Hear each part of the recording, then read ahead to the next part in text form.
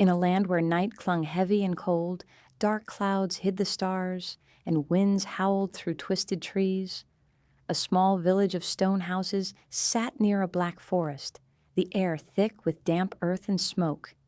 11-year-old Gavin lived here with his mother, Celine, in a small house with a cracked roof. Celine had long black hair and eyes that seemed to know too much. She raised Gavin alone, his father gone from a war no one remembered. At night, she sang to him, her voice soft but strong, though she hid her secret. She could touch old things, rings, stones, knives, and see pictures in her mind of the past or future. She kept this power hidden, afraid it would bring danger. The village was quiet most days. Gavin helped his mother with chores, fetching water from the well or gathering wood from the forest edge. He liked listening to her stories about brave people who fought evil kings and saved their families. "Always be strong, Gavin," she would say, her hand on his shoulder. "Life can change fast." He didn't understand then how true that was. The villagers feared the king named Rydian, a man they said ruled a hidden place. No one knew where his kingdom was.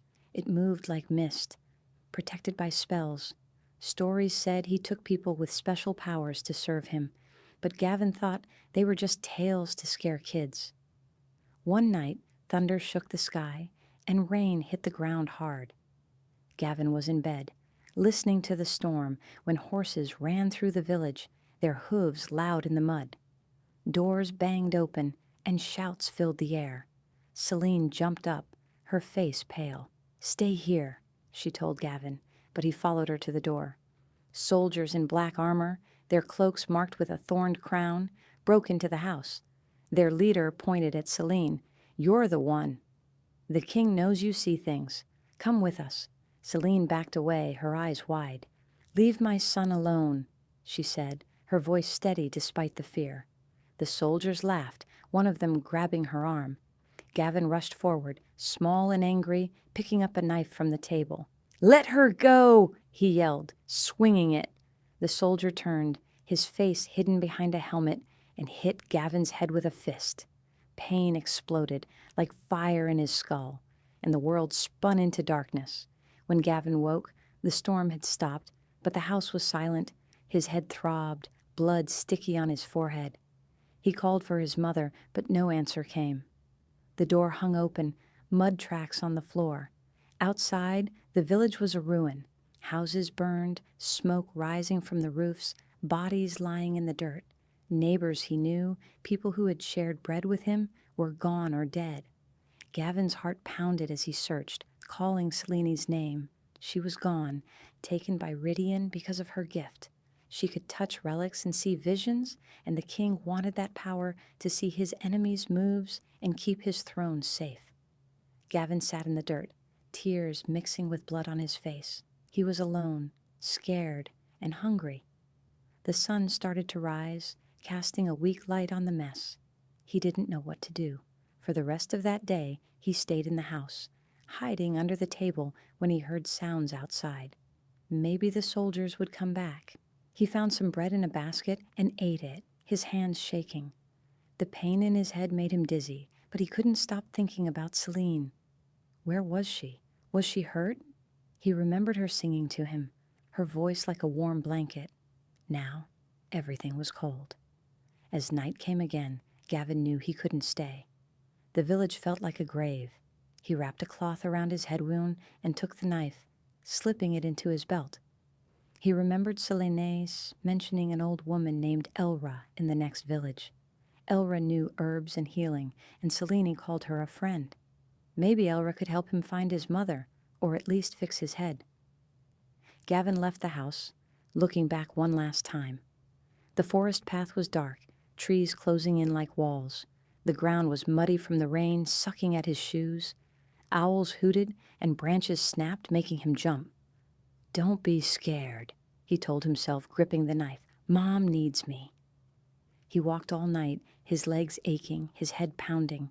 The forest seemed endless, full of shadows that looked like monsters. Once he heard wolves howling, and he hid behind a tree, heart racing, but nothing came. By morning, he saw lights ahead. The next village, it was smaller than his, with houses scattered around a central well. Elra's house was at the edge, a small place with a garden of herbs and a smoke coming from the chimney. Gavin knocked on the door, his body ready to collapse. Elra opened it, an old woman with white hair tied back and eyes that narrowed at him. "Who are you, boy?" she asked. Gavin told her his name and about Celine. Elra's face softened. "Come in, child. You're hurt."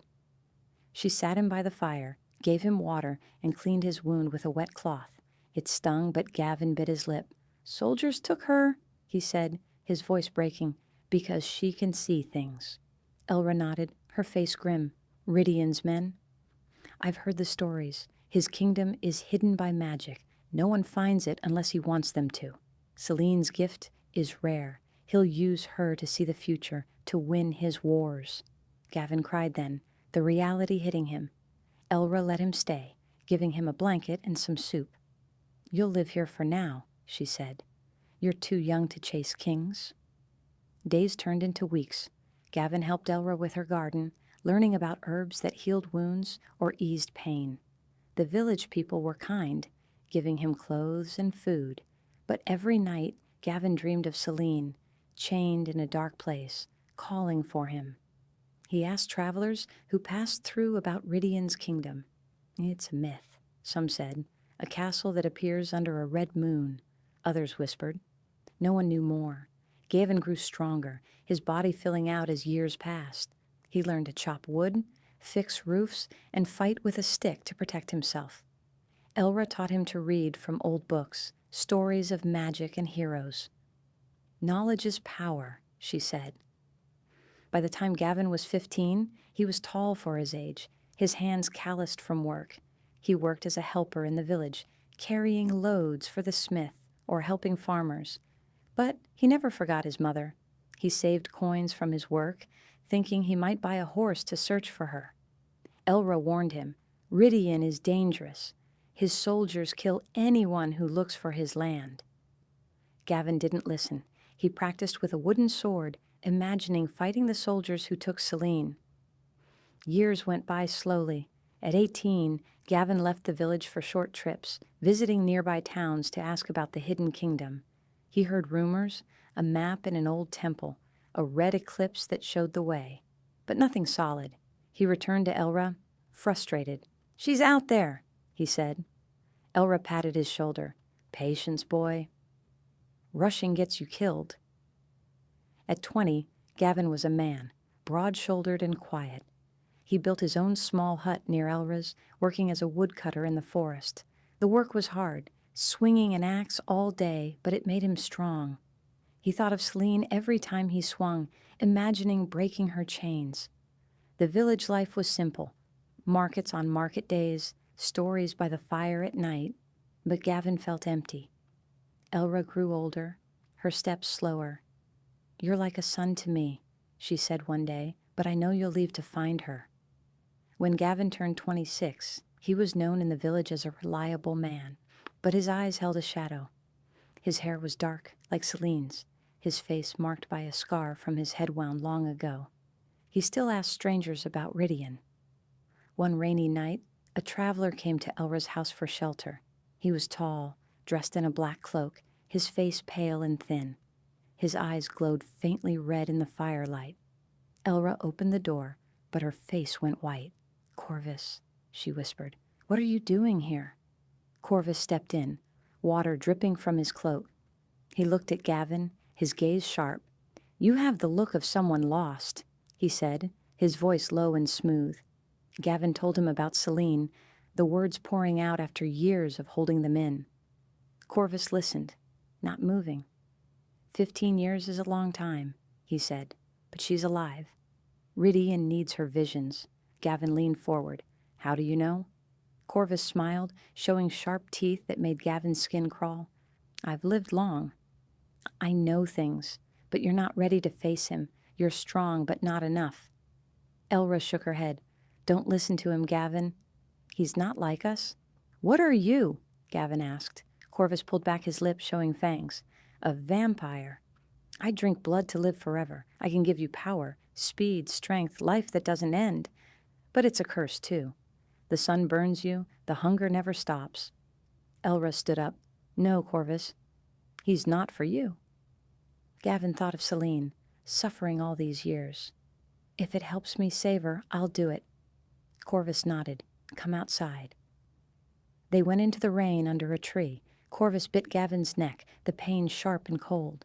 Blood flowed, then Corvus made Gavin drink from his wrist. The taste was bitter, like metal and salt. Gavin's body burned, his heart stopped beating, then started again in a slow, strange way. His eyes changed, turning red. His skin grew cold. When it ended, he felt power surging through him. You're Zane now, Corvus said. Leave your old name. Zane stood, the rain not bothering him. He felt strong, like he could run for days without tiring. But a hunger grew in his belly, a thirst for blood. Control it, Corvus said. Feed on animals first, then bad men, never the innocent. Elra watched from the door, tears in her eyes. What have you done? She said. Zane hugged her. I'll come back after I save her. But he knew his life had changed forever. For the next few days, Corvus stayed, teaching Zane how to use his new powers. They practiced in the forest at night. Zane learned to move fast, a blur in the shadows. He learned to climb trees with ease, his nails sharp like claws. The sun was his enemy. Corvus showed him how it burned vampire skin, so they hid in dark places during day. Zane fed on a deer first, the blood warm and filling, but it made him feel like a monster. You'll get used to it, Corvus said. The power is worth it. Zane asked about Rydian's kingdom. How do I find it? Corvus pulled out an old book from his cloak. There's a map hidden in a tomb under an old temple. It's drawn with blood, and it only shows the way during a crimson eclipse. The next one is in a week. Zane's eyes lit up. After 15 years, he had a plan. Take me there, he said. They left the village that night, saying goodbye to Elra. She gave Zane a small amulet, a stone Selene had left with her. It might help, she said. Zane hugged her tight, then followed Corvus into the dark. The journey to the temple was 2 days, through hills and thick woods. They traveled at night, hiding in caves by day. Corvus told stories of his long life, hundreds of years, seeing kingdoms rise and fall. Vampires are lonely, he said, but we endure. Zane practiced his skills, hunting rabbits for blood, getting faster each time. The hunger was hard, but he focused on Celine. On the second night, they reached the temple, a ruin of broken stones in a foggy valley. The air smelled of old dirt and decay. The tomb is below, Corvus said. They pushed aside a heavy stone, revealing stairs going down. The darkness didn't bother Zane. His eyes saw clear in the dark. As they descended, bones crunched under their feet. Then eyes glowed in the shadows. Skeletons, animated by magic, guarding the place. Their bones rattled as they attacked, swords rusty but sharp. Zane fought, his claws tearing through bone. One skeleton swung at him, cutting his arm, but the wound healed fast. Corvus smashed another with a punch. The map is in the coffin, Corvus yelled. Zane reached it, opening the lid. Inside, a parchment yellow with age, marked with red lines. He touched it, and it glowed, his vampire blood activating it. The map showed a path to a valley with a note, visible under crimson eclipse. They took the map and ran, the skeletons crumbling behind them. Outside, Zane felt hope for the first time in years. The eclipse is in 5 days, Corvus said. We go there? They traveled fast, crossing rivers by jumping, climbing hills without tiring. Zane's thirst grew, and he fed on a bandit they found robbing a traveler. The man's blood was dark with evil, and Zane felt no guilt. Good choice, Corvus said. On the 4th day, as they hid in a cave, Corvus talked about Rydian. He's not just a king. He uses dark magic. His crown gives him power. To kill him, break the crown first. Zane nodded, memorizing every word. The 5th night came, the moon turning red, the sky bloody. They reached the valley, and the kingdom appeared from the mist. A castle of black stone, towers tall and pointed, walls high with guards in thorn armor. "I'll distract them," Corvus said. "You go in." Zane nodded, slipping into shadows. He heard Corvus fight, growls and clashes, but he kept going. Scaling the wall with his claws, Zane entered the castle. The halls were cold, torches flickering, soldiers patrolled, but Zane moved silent, avoiding them. He followed the cries to a tower, climbing stairs fast. In a room at the top, Celine sat chained to the wall. She looked older, her hair gray, her face lined with pain, but her eyes were the same. "Who are you?" she asked, then gasped. "Gavin? Is it you?" Zane knelt. "It's me, Mother." "Zane now. I'm here to save you." Tears fell from her eyes. "You've grown." They made me see for him, visions of wars and secrets. It hurts. Zane snapped the chains like twigs. "No more!" Alarms rang, boots thundered, guards burst in, swords drawn. Zane fought, his speed a blur, claws ripping armor. Blood splashed, bodies fell. Celine stood, weak but determined. She touched a relic on the table, a old ring, and sang a note, low and strong. The guards faltered, confused. They ran down the stairs, Zane carrying Celine when she stumbled. More guards came, but Zane tossed them aside. They reached the main hall, where Rydian waited on his throne. He was tall, his face hard, his crown of thorns glowing. "You dare take my seer?" he roared, drawing a sword with glowing marks. Zane set Celine down. "She's my mother." Rydian laughed, swinging the sword. It cut the air, burning Zane's skin when it grazed him. Zane dodged, lunging with fangs bared. The fight was fierce, Rydian strong from magic. Celine sang again, her voice weakening him. Zane grabbed the crown, thorns piercing his hands, and crushed it. The glow died, Rydian screaming. Weakened, Rydian fell to his knees. Zane drove his claws into the king's chest, blood gushing. Rydian slumped, dead. Zane turned to Celine. "It's over." They fled the castle, guards in chaos. Outside, the eclipse ended, the kingdom fading into mist. Zane carried Celine to a forest cave, laying her on soft leaves. "You're free," he said. Celine smiled, touching his face. "My son, you've saved me." Zane felt peace, the hunger fading. They were together, the night quiet around them. But the story didn't end there. Zane knew being a vampire meant dangers. Celine was weak from years of captivity, her body thin, her power drained. In the cave, as day came, Zane blocked the entrance with rocks to hide from the sun. He sat by her, holding her hand. "Tell me what happened," he said. Celine spoke slowly, her voice tired. "They took me to the castle. Rydian made me touch relics every day. Old swords from battles, rings from dead kings. The visions came, showing him futures. It hurt my head like knives inside. I saw you in one, grown and strong, coming for me. It kept me going." Zane's eyes burned with anger. "He's dead now." "No more pain," she nodded. "But the kingdom might not be gone." His magic was deep. "Others may come." Zane thought of Corvus, "My teacher. He didn't make it. I owe him. He fed on a rabbit that night, sharing meat with Celine after cooking it over a small fire. She ate little, but her color improved. Over the next days, they stayed in the cave. Zane hunted at night, bringing food and water. Celine taught him about her gift, how to control visions if he ever needed. "You have power now," she said. "Use it for good." One night, scouts from the kingdom found the cave. Zane heard them coming, their boots crunching leaves.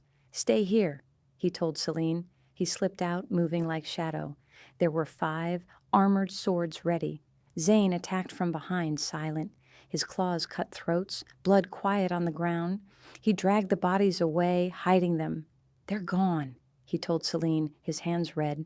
She looked sad. "The killing. It's part of you now." Zane nodded. "To protect you, yes."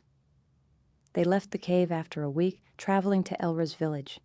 Zane carried Celine much of the way, his strength endless. The forest was calm, birds singing at dawn. When they arrived, Elra waited, as if she knew. "You did it," she said, hugging Celine. The village celebrated quietly with food and stories. Zane stayed, but he felt different. The sun kept him inside by day, the hunger a constant pull. Selene grew stronger, her visions returning gently. "We'll build a new life," she said. But shadows lingered. Rumors spread of Rydian's followers seeking revenge. Zane knew the fight wasn't over. He patrolled at night, protecting the village. One day, a messenger came with a scroll, a new threat from the hidden lands. Zane gripped his knife, ready for more. The scroll lay open on Elra's wooden table, its edges curled, the ink black as tar. Zane stood over it, his red eyes narrow, the amulet from Selene hanging around his neck. The fire in Elra's hut flickered, casting shadows that danced like ghosts on the walls. Selene sat nearby, wrapped in a blanket, her face still pale but stronger than before. Elra, her hands trembling with age, read the scroll aloud. "It's from a man named Drenvar," she said. "He claims to lead Rydian's old guards. Says you stole their seer and killed their king. They want you dead, Zane." And Selene back, Zane's hand tightened on his knife. "Let them try." His voice was low, the hunger inside him stirring. He hadn't fed since the rabbit 2 nights ago, and the thirst gnawed at his bones. But he pushed it down, focusing on the words. The scroll said, Drenvar's men were gathering in the hills, in a camp not far from the village. They had relics like the ones Selene used, and maybe magic of their own. "They'll come at night," Zane said. "They know what I am." Selene reached for his hand. "You don't have to fight alone." "I'm not helpless." Her voice was firm, but Zane saw the weakness in her eyes. 15 years of captivity had drained her, and her visions left her tired. Still, she'd been practicing her gift, touching Elra's old jewelry to see glimpses of the future. "I saw men in black armor," she said. "They're angry, but their magic is weaker without Rydian's crown." Elra nodded. "The village will help. We're not fighters, but we have axes and pitchforks. And you, Zane, you're stronger than them." Zane didn't feel strong. The hunger made his head ache, and the thought of more killing weighed on him. He remembered Corvus's words. Vampires are lonely, but he looked at Selene and Elra, their faces full of trust, and knew he couldn't fail them. "I'll scout the hills tonight," he said. "Find their camp before they find us." That night, Zane left the village, the moon high and pale. The forest was quiet, but he heard every sound: crickets, leaves, the distant howl of a wolf. His vampire eyes saw clear in the dark, picking out paths through the trees. He moved fast, a shadow among shadows, his cloak blending with the night. The hills were a day's walk for a man, but Zane reached them in hours, his legs tireless. He climbed a ridge, crouching low, and saw the camp below. Tents of black cloth, fires burning low, men in thorn-marked armor, sharpening swords. There were 20, maybe more. A tall man stood in the center, his hair gray, a scar across his face. Drenvar, Zane guessed. He held a staff with a glowing stone, and Zane felt a chill. It was a relic, like Selene's. Zane crept closer, silent as death. He overheard Drenvar talking to his men. "The vampire's blood will power the relic," he said. "With it, we'll find the kingdom again and rebuild Rydian's rule." Zane's stomach twisted. They wanted his blood, not just his death. He slipped away, his mind racing. He needed a plan, not just strength. Back at the village, dawn was near, so Zane hid in Elra's cellar, the sun a danger he couldn't face. Selene and Elra joined him, their faces worried. "They're coming tomorrow night," Zane said, explaining what he saw. "They have a relic." "It's strong." Selene touched her amulet, her fingers shaking. "I can try to see their plans, but it'll hurt." Zane wanted to say no, but they needed answers. She closed her eyes, holding the amulet tight. Her face tightened, sweat on her brow. "I see a circle of stones in the hills. They'll use the relic there, under the moon. They want your blood to call the kingdom back." Zane cursed under his breath. "Can we stop them?" Elra spoke up. "The village can set traps, pits, ropes. We'll slow them down." "You attack their leader." Zane nodded, though doubt crept in. He was fast, but 20 men plus magic was a lot. That day, the village prepared. Men sharpened axes, women tied ropes across paths in the woods. Zane helped dig pits, covering them with branches. He felt the sun outside, its heat pressing through the earth, making him weak. The hunger grew worse, but he refused to feed yet. Selene rested, saving her strength for the fight. Night came, and Zane stood at the village edge, watching the hills. The moon was bright, not red, but it lit the paths. He heard boots. Drenvar's men were close. "Stay with Elra," he told Selene. She shook her head. "I'm coming." My voice can help. Zane didn't argue. Her singing had saved them before. The first soldiers appeared, moving through the woods. A man tripped on a rope, falling into a pit with a scream. Others shouted, confused. Zane moved, his claws out, striking from the dark. He took down 2 before they saw him, their blood warm but bitter. He didn't drink. He couldn't, not with Selene nearby. The village men attacked, swinging axes, but the soldiers were trained, cutting back with swords. Zane found Drenvar near a clearing, the relic glowing in his hand. "Vampire!" Drenvar shouted, raising the staff. A light shot out, hitting Zane's chest. It burned, like Rydian's sword, and Zane fell, gasping. Selene ran forward, singing a sharp note. The light faded, Drenvar stumbling. Zane jumped up, ignoring the pain, and tackled him. The staff fell, the relic dimming. "Kill him!" a soldier yelled, but the village men fought harder, driving them back. Zane pinned Drenvar, his claws at the man's throat. "Why my blood?" he growled. Drenvar laughed, blood on his teeth. "It opens the kingdom." "You're tied to it now." Zane didn't understand, but he didn't care. He slashed Drenvar's throat, ending it. The soldiers, seeing their leader fall, ran into the woods. The village cheered, but Zane felt no joy. The relic lay in the dirt, still faintly glowing. Selene picked it up, her face pale. "It's powerful," she said. "Dangerous." She threw it into a pit, and Zane covered it with dirt. "No one uses it again," he said. They returned to the village, the people thanking Zane. He felt like an outsider, his red eyes marking him as different. Selene hugged him. "You're still my son," she said. But Zane knew the danger wasn't over. The kingdom's magic lingered, and his blood was part of it now. Over the next days, Zane and Selene stayed with Elra, helping rebuild. The village buried their dead. 2 men lost in the fight. Zane fed on animals in the forest, keeping his hunger secret. Selene's strength grew, her visions clearer. One night she touched the amulet and gasped. "I see another relic," she said. "In a cave, far north. They're still looking for it?" Zane gripped his knife. "Then we find it first." He knew his life as a vampire meant fighting, protecting Selene and the village.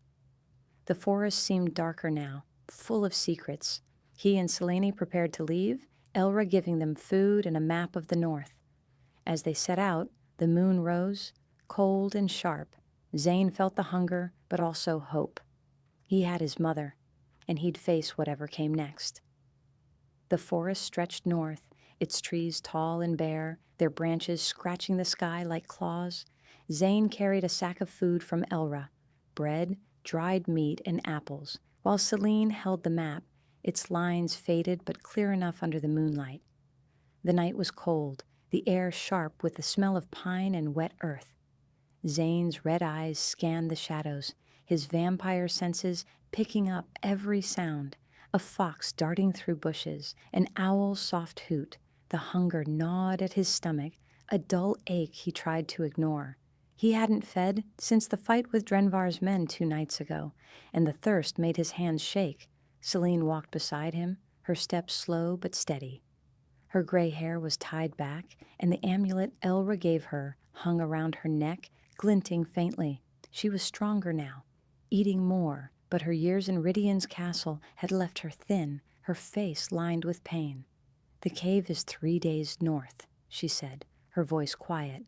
"My vision showed a relic there, a stone glowing like the one Drenvar had. They want it to bring back the kingdom." Zane nodded, his jaw tight. "We'll destroy it." He didn't know what the relic did or why his blood was tied to the kingdom, as Drenvar had said, but he felt it, a pull in his chest, like the castle's magic lingered in him. He gripped his knife, its handle worn from years of use. "Who's looking for it?" Celine shook her head. "I couldn't see their faces." Men in black cloaks, like Rydian's guards. "They're fast, moving now." She touched the amulet, her eyes distant. "I'll try again tonight, to see more." "Don't push yourself," Zane said, his voice sharp. "You're still weak." He hated how harsh he sounded, but her visions hurt her, and he couldn't lose her again. Celine smiled faintly. "I'm tougher than you think, son." They walked through the night, Zane carrying Celine when her legs tired. By dawn, they found a cave to hide from the sun, its mouth narrow and dark. Zane piled rocks at the entrance, blocking the light that burned his skin. Inside, the air was damp, the walls slick with moss. He set Celine on a flat stone, giving her bread and water. "Rest," he said. "I'll watch." Celine ate slowly, her eyes on him. "You're different now." "Not just the vampire part. You're harder, like your father was." Zane looked away, the hunger twisting inside him. He didn't want to talk about his father, a man he barely remembered. Instead, he asked, "What did Rydian do to you?" "All those years?" Her face darkened. "He kept me in a tower, chained. Every day he brought relics, old swords, rings, cups. I had to touch them, see his enemies' plans. If I refused, he'd hurt me, not my body, but my mind. His crown let him do that, push into my thoughts. I saw you in a vision once, grown, coming for me." It gave me hope. Zane's hands clenched. "He's dead. He can't hurt you anymore." But the thought of her suffering for 15 years made his blood burn. He wanted to hunt every one of Rydian's men, tear them apart. The hunger surged, and he stood, pacing the cave. "I need to feed," he said, his voice rough. "I'll be back." He slipped out, the night young. The forest was alive with animals, but Zane needed more than a rabbit tonight. He moved fast, his feet silent, until he found a camp a mile away. 3 men, their clothes ragged, knives stained with blood. "Bandits," he thought, smelling their guilt. He attacked, a shadow in the dark, his claws slicing through one man before the others saw him. They screamed, swinging knives, but Zane was too fast. He drained one, the blood hot and thick, easing the hunger. The others ran, but he caught them, leaving no witnesses. He hated himself for it, but the strength it gave him was worth it. When he returned, Celine was asleep, her breathing soft. Zane sat by her, guilt heavy in his chest. He was a monster now, but he'd use it to keep her safe. At dawn, they moved again, following the map north. The terrain grew rougher, hills turning to rocky slopes, the air colder. Celine's visions came more often, each one leaving her paler. "They're close to the cave," she said on the second night, her voice weak. "We have to hurry." Zane carried her more now, her weight light in his arms. The hunger returned, but he ignored it, focusing on the path. On the 3rd night, they reached the northern hills, where the map showed a cave hidden in a cliff. The moon was full, casting silver light on the rocks. Zane heard voices, low, urgent. He set Celine down behind a boulder. "Stay here," he whispered. Creeping forward, he saw the cave's entrance, guarded by 2 men in black cloaks, thorn emblems on their chests. Inside, torchlight flickered and more voices echoed. Zane counted 6 men total, one holding a staff like Drenvar's, its stone glowing faintly. They were Rydian's followers, searching for the relic. Zane's blood felt cold, the pull stronger here. He didn't know why, but he knew they couldn't get it. He attacked the guards first, silent and fast. His claws cut through their throats before they could shout. The others inside turned, yelling, drawing swords. Zane moved like a storm, dodging blades, breaking arms. One man swung the staff, its light burning Zane's skin, but he tackled him, snapping the staff in half. The stone fell, dimming. The men fought hard, their swords marked with runes that stung Zane's flesh. He roared, his fangs bared, and took them down, blood pooling on the cave floor. When it was over, Zane stood panting, his body cut but healing fast. He found the relic, a small glowing stone, on a rock shelf. Celine limped in, her face grim. "Smash it," she said. Zane hesitated, feeling its pull, but he crushed it under his boot, the light fading. The cave seemed to sigh, the air lighter. "They're gone," Zane said, checking the bodies, "but there could be more." Celine nodded. "My visions show others, scattered but hunting. They won't stop." She leaned on him, her strength fading. Zane carried her out, the night cold around them. They needed a safe place, somewhere to rest and plan. He remembered Elra mentioning a town north of the hills, a place where people hid from trouble. "We'll go there," he said. The journey took 2 nights, Zane carrying Selene through rocky paths and thin forests. The town was small, its houses made of wood, not stone, with lanterns hanging outside. A woman named Mara, a friend of Elra's, took them in. Her house was warm, with a fire burning bright. "You're safe here," Mara said, giving Selene a bed and hot stew. Zane stayed in the cellar, hiding from the sun. Mara knew about vampires. "I've seen your kind before," she said, not afraid. "You're welcome if you don't harm us." Zane nodded, grateful. He fed on animals outside town, keeping his hunger secret. Selene rested, her health better each day. She used her gifts sparingly, touching Mara's old necklace to see if more enemies were coming. "I see shadows," she said one night, "men planning something in a place with tall stones." Zane gripped his knife. "We'll find them." He felt the weight of his new life, endless nights, endless fights. But Celine was free, and that was enough. They stayed in the town, preparing for the next threat, knowing Rydian's magic still haunted the land. The town nestled in a valley, its wooden houses huddled together like scared animals under the cold night sky. Smoke rose from chimneys, the smell of burning wood mixing with the sharp bite of frost in the air. Mara's house stood at the end of a dirt road, its walls sturdy, windows glowing with candlelight. Zane paced the cellar, his red eyes reflecting the dim light from a single lantern. The space was small, filled with shelves of jars and dried herbs, the air thick with dust. He couldn't sleep. Vampires didn't need it, but the hunger kept him restless, a constant pull in his veins. It had been 3 nights since the cave fight, and he'd fed only on a deer, its blood thin and unsatisfying. Celine sat upstairs with Mara, talking in low voices. Zane heard every word, his ears sharp as a blade. "The tall stones," Celine said. "In my vision they're old, like ruins from long ago. Men in black cloaks gather there, chanting. They have a book, bound in dark leather. It's tied to Rydian's magic." Mara's voice was calm, like Elra's. "The standing stones. They're a day's walk east, in a clearing on the hill. Legends say they hold old power, from before kings like Rydian.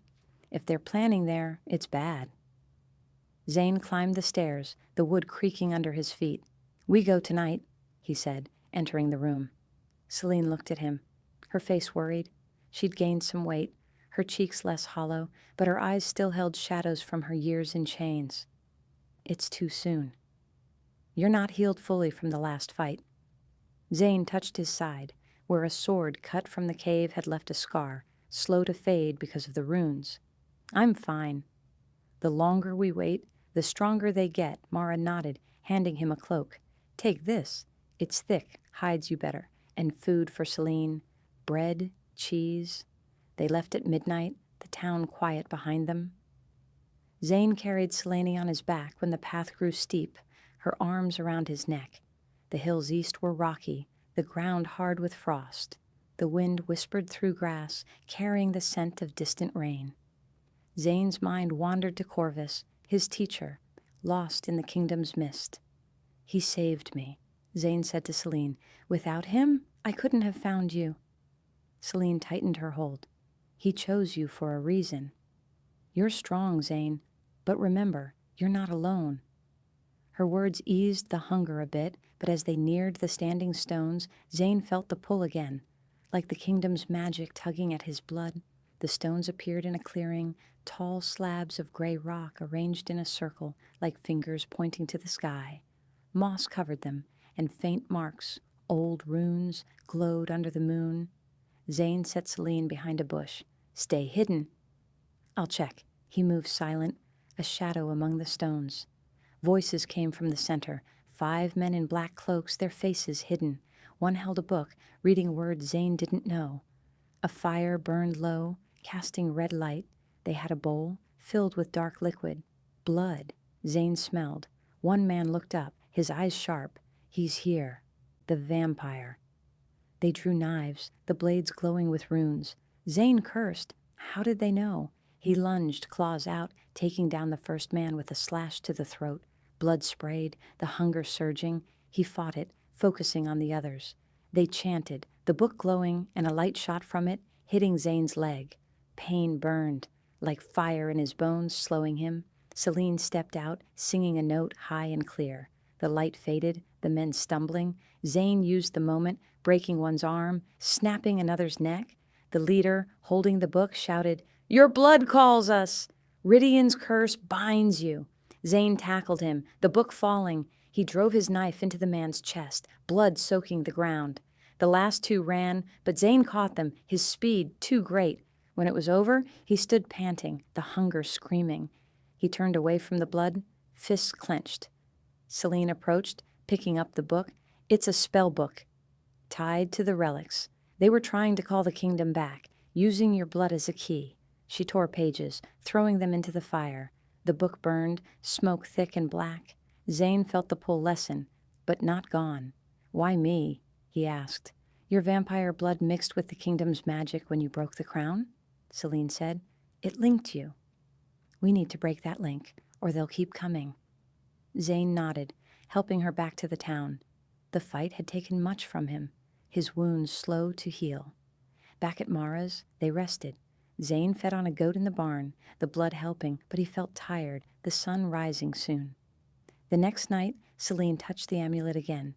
"I see a river, wide and fast, a bridge old and broken, more men there, with a chest. It holds something." Another relic. Zane gripped his knife. "We go tomorrow." Mara gave them supplies, worried. "Be careful." The north is full of dangers. They traveled east to the river, the night clear, stars sharp overhead. The river roared, its water black and cold. The bridge was wood, rotting in places. Zane crossed first, testing the planks. Halfway, he heard shouts, men on the other side, 10 of them, cloaks black, swords ready. "The seer and the vampire!" one yelled. Zane turned to Celine. "Run back!" But more men appeared behind her, blocking the way. It was a trap. Zane fought, jumping to the nearest man, claws ripping. Blood flew, the hunger rising. He took down 3, but a sword cut his shoulder, the rune burning. Celine sang, her voice making some men drop their weapons, confused. Zane used it, killing 2 more. The leader opened a chest, pulling out a relic, a mirror, shining with light. He aimed it at Zane, and pain hit like needles in his eyes. Zane roared, blind for a moment, swinging wild. Celine ran forward, grabbing the mirror. She smashed it on the bridge, the light dying. Zane's sight returned, and he finished the fight, bodies falling into the river. The leader lay dying, laughing. "The link grows." "You can't escape," Zane ended him, knife quick. Celine leaned on him, breathing hard. "The relic was pulling your blood." "We broke it, but there are more." Zane carried her away, the bridge creaking behind them. They found a shed near the river to hide for the day. Zane blocked the door, sitting by her. "How many more?" he asked. Celine closed her eyes. "I don't know." Rydian had many secrets. Zane felt the weight, his vampire life a chain, but he held her hand, vowing to fight. Back in town, after 2 nights, Mara waited with news. "Travelers say more men ask about you. They're spreading." Zane knew they couldn't stay. "We moved north, find a way to break the link." Celine agreed, her strength better. They left that night, the road long and dark.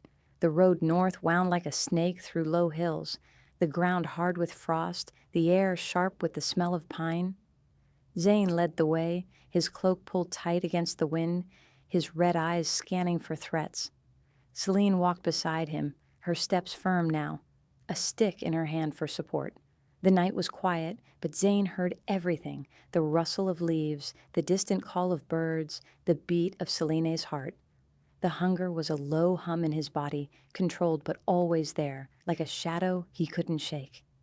They'd left Mara's town 2 nights ago, after Celine's vision showed the next threat. A group of Rydian's followers in a ruined fort, holding a map to more relics. "We're close," Celine said, her breath fogging the air. She touched the amulet around her neck, her eyes distant. "The fort is over the next hill. I see fires, men talking. They have a scroll, old and yellow, pointing to hidden places." Zane nodded, his jaw set. "We stop them." He felt the link to the kingdom's magic stronger here, a tug in his chest like an invisible chain. Breaking the mirror at the river had helped, but not enough. More relics meant more danger. He gripped his knife, its blade cold in his hand. "Stay back when we get there. Use your song if needed." Celine smiled faintly. "I'm not the weak woman from the tower anymore." "I'll help." Her voice was stronger, her visions clearer since eating better and resting. But Zane saw the tiredness in her eyes, the way her hands shook after using her gift. He wanted to protect her, not put her in fights. They crested the hill. The ruined fort below.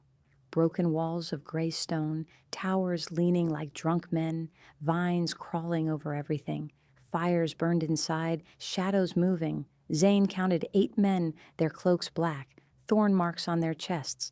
One sat by a fire reading a scroll. Zane slipped down, silent as mist, leaving Celine hidden behind rocks.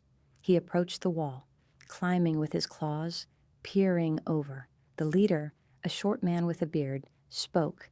"The map shows 3 relics left. With the vampire's blood, we call the kingdom. Rydian's heir will rise." Zane's blood ran cold. An heir? Rydian had a child? The men laughed, passing a bottle. Zane waited for a chance, the hunger making his mouth dry. He jumped down, landing on one man, knife in his neck. The others shouted, grabbing weapons. Zane moved fast, a blur in the dark, slashing at arms and legs. Sword swung, but he dodged, his vampire speed saving him. One blade cut his thigh, burning with runes, but he ignored it. The leader rolled the scroll, yelling, "Kill him." Zane tackled him, the scroll flying. A man grabbed it, running for the gate. Zane chased, claws out, but 2 others blocked him, their knives glowing. Celine's song cut the air, a clear note that made the men pause, eyes glazing. Zane used it, breaking necks, blood on his hands. He caught the runner, knife to his back. The leader lay groaning, a cut on his chest. "Who's the heir?" Zane growled, pressing his boot on the man's throat. The leader spat blood. "Rydian's son. Hidden. He'll find you." Zane ended him, searching the bodies. He found the scroll, its lines showing maps to relics in mountains, forests, a lake. "Too many," he muttered. Celine joined him, her face pale from singing. "We can't chase them all." Zane burned the scroll in the fire, watching it curl to ash. "We find the heir. End this." But how? The link pulled him like a whisper in his mind. They left the fort, the night deeper, heading back to Mara's town for answers. The wound on Zane's thigh healed slow, the rune poison making him weak. He fed on a fox in the woods, the blood helping a little. Back at Mara's, the sun rising, Zane hid in the cellar. Celine told Mara about the heir. "Rydian had a child?" Mara said, shocked. "Stories said he had no family." Celine touched her amulet. "I saw him in visions once, a boy, kept secret. But I never knew where." Zane listened from below. Anger building. The day passed slow, the sun's heat pressing. At night he came up, the hunger sharp. "We need to know more." Celine, "Try a vision." She nodded, holding the amulet tight. Her face tightened, sweat on her brow. "I see a boy, now a man. Dark hair, like Rydian, in a village west, hidden as a farmer. He knows the magic, feels the link too." Zane stood. "We go west." They left after midnight, the road turning through fields and small woods. The night was cloudy, rain starting light. Zane carried Selene when she tired, his mind on the air. What if he was strong like Rydian? The link grew, a pain in his chest. On the second night, they reached the western village, houses quiet under the moon. Zane smelled blood. Vampire blood? No, human. They hid behind a barn, watching. A man walked the streets, tall, dark hair, eyes sharp. The air, Zane knew. He had men with him, 4, armed. Zane attacked, fast and silent, taking a guard down. The air turned, pulling a dagger with runes. "You," he said, voice like Rydian's. "The one who killed my father." Zane lunged, but the dagger burned his arm. They fought, knives clashing, the air strong but not vampire fast. Guards came, but Selene sang from the dark, confusing them. Zane disarmed the air, pinning him. "End the magic." "Break the link." The air laughed. "It's in your blood. Only death breaks it. Yours or mine." Zane hesitated, knife at the man's throat. Was he like Rydian, or just a son? The air kicked, grabbing his dagger, stabbing Zane's side. Pain exploded. Zane roared, slashing the air's neck. Blood poured, the link snapping, like a chain breaking. The guards fell, Selene's song stopping them. Zane fell to his knees, wound deep. Selene ran to him, her hands on his face. "Hold on." She sang a soft note, her gift helping the healing. The pain eased, the link gone. The night felt lighter. The magic faded. They left the village, bodies hidden. Zane leaned on Selene, weak but alive. "It's over," he said. She nodded, tears in her eyes. "We're free." They returned to Mara's town, the journey slow. Zane healed, the hunger easier without the link. Selene grew stronger, her visions peaceful now. They stayed, building a life. Zane protecting at night, Selene helping with her gift. The land seemed less dark, the nights shorter. For the first time, Zane felt home. But the feeling didn't last. The air in Mara's town grew heavy with winter's chill, frost creeping over windows like spiderwebs. Zane stood outside at dusk, his cloak tight, watching the forest for signs of trouble. His red eyes caught every shadow, his ears picking up the crunch of snow under distant feet. The hunger was a quiet ache, controlled but never gone, like a scar that itched. He'd fed on a wolf the night before, its blood cold, but enough to keep him strong.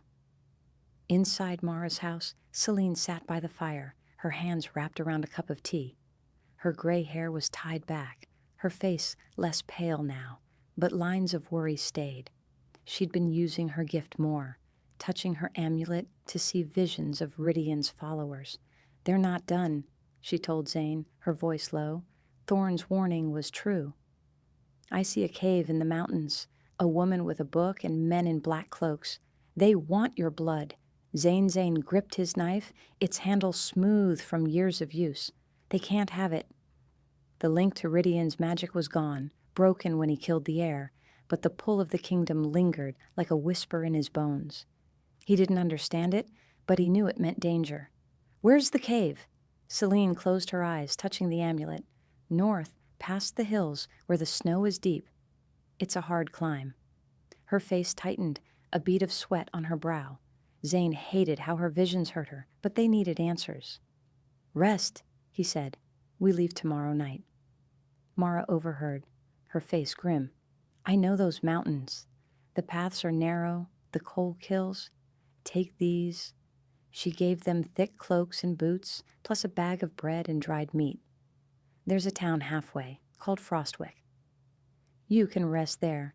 Zane nodded, but his mind was on the witch Thorn mentioned, a book of spells, raising the dead. Rydian's followers were desperate. He spent the day in the cellar, the sun's heat pressing through the walls. The hunger grew, making his hands shake. He ignored it, sharpening his knife, planning. At midnight, they left Mara's town, the snow falling soft and silent. Zane carried the bag, his steps light despite the load. Selene walked beside him, her stick tapping the ground. The hills were dark, the air sharp with cold. Zane's vampire body didn't feel it, but he saw Selene shiver, pulling her cloak tight. "Stay close," he said, his voice rough. He scanned the shadows, hearing wolves in the distance, their howls low and hungry. The first night was quiet, the path winding through bare trees and rocky slopes. They hid in a ditch at dawn, covering themselves with branches to block the sun. Zane sat awake, watching Celine sleep, her breath slow. He thought of the years without her, growing up with Elra, chopping wood, dreaming of her face. Now she was here, but the danger never stopped. The hunger clawed at him, and he slipped out, finding a rabbit in the snow. Its blood was thin, barely helping, but he didn't want Celine to see him feed. On the second night, they reached Frostwick, a small town of wooden houses, lanterns swinging in the wind. A man named Torin, a friend of Mara's, let them in. His house was warm, the fire crackling. "You're the vampire," he said, looking at Zane's eyes. "Mara sent word." "You're welcome, but don't scare the folk." Zane nodded, staying in the shadows. Celine ate soup, her strength better, and touched a spoon on the table. "The cave is closer," she said. "I see fires, a woman chanting. She knows we're coming." Zane's jaw tightened. "Good. Let her be ready." Torin gave them a map, marking the cave near a mountain peak. "Wolves hunt there," he warned, "and worse things." Zane didn't ask what. His claws were enough. They left at dusk, the snow heavier now, the path steep. Zane carried Celine over rocks, her weight light. The mountains loomed, their peaks sharp against the moon. On the third night, they heard howls. Wolves, closer than before. Zane set Celine behind a tree. "Wait here!" He moved fast, finding the pack. 5 wolves, eyes glowing. He fought, claws slashing, their teeth snapping. Blood stained the snow, and he fed on one, the hunger easing. He hated the taste, but it gave him strength. Celine watched, her face sad. "You don't have to hide it," she said when he returned. "I know what you are." Zane looked away, wiping blood from his hands. "I don't want you to see a monster." "You're my son," she said, touching his arm. They kept climbing, the cave near now. The air grew colder, the wind screaming. Zane smelled smoke, fires from the cave. He saw shadows moving, guards, 6 of them, in black cloaks with thorn marks. A woman's voice echoed, chanting words he didn't know. Zane hid Celine behind a rock. "Stay low. Sing if I need it." He crept forward, claws out. The guards stood at the cave's mouth, swords ready. Zane attacked, silent, taking 2 down before they shouted. The others swung, their blades burning with runes. Pain hit his arm, but he kept fighting, breaking necks, blood on the snow. The woman stepped out, tall, her hair white, eyes black like stones. She held a book, its pages glowing. "You're the vampire," she said, her voice sharp. "Your blood will wake the kingdom." She raised a hand, light shooting from the book. It hit Zane, burning his chest, dropping him to his knees. Celine sang from the dark, her note high and clear. The light faded, the witch stumbling. Zane lunged, knife in hand, but shadows rose from the ground, dark shapes, like men but not. They grabbed him, cold and strong. Celine sang louder, her voice cracking the air. The shadows screamed, fading. Zane reached the witch, slashing her arm. The book fell, and he grabbed it, tearing pages. The witch screamed, "No!" and lunged, a knife in her hand. Zane dodged, driving his claws into her chest. She fell, blood pooling, the book burning in the fire nearby. The cave went quiet, the air heavy. Celine limped in, her face pale. "It's done," she said, touching the amulet. "No more visions of them?" Zane nodded, his wounds healing slow. The hunger roared, but he pushed it down. They left the cave, the snow falling thick, hiding their tracks. The return to Frostwick took 3 nights, storms slowing them. Zane carried Celine most of the way, his strength fading from the rune wounds. Torin welcomed them, giving food and a bed. Zane hid in the cellar, the sun burning outside. "We're safe now," Celine said. But Zane wasn't sure. The kingdom's magic felt gone, but stories of Rydian lingered. They stayed in Frostwick, helping Torin with work. Zane patrolled at night, the town quiet. Celine's visions turned to simple things, lost tools, coming rains. But one night she gasped, holding the amulet. "I see a lake, far east," something buried there, not a relic, but something Zane gripped his knife. We'll find it. The night waited, dark and cold.